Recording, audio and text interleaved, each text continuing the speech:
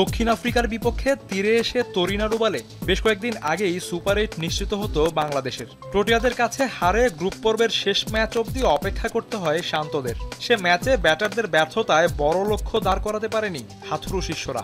তবে স্বল্প রানের পুঁজিতেই নেপালকে আটকে দিয়েছে বাংলাদেশ, যার দরুন শেষ আটে জায়গা করে নিয়েছে লাল সবুজ জার্সিধারীরা।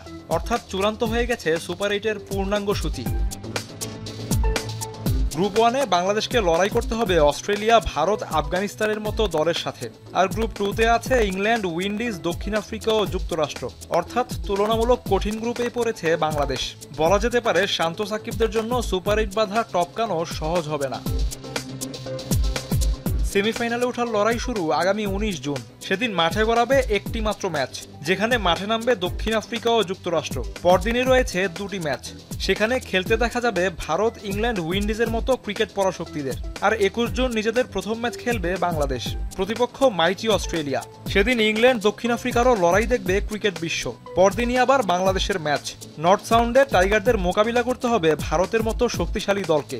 একই দিনে স্বাগতিক দুই দল খেলবে ব্রিজ টাউনে। 23 আর 24 জুনও আছে দুটি করে ম্যাচ। এই দুই দিনে টানা দুটি ম্যাচ খেলবে অস্ট্রেলিয়া। সে ম্যাচগুলোতে তাদের প্রতিপক্ষ আফগানিস্তান আর ভারত।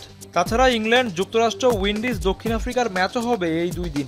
সুপার 8-এর শেষ ম্যাচটি খেলবে বাংলাদেশ আর আফগানিস্তান। নিয়মানুযায়ী দু গ্রুপের সেরা দুটি করে 4টি দল উঠবে সেমিফাইনালে। একদিন বিরতি দিয়ে মাঠে গড়াবে সেরা 4-এর লড়াই। এসকে শাওন এখন।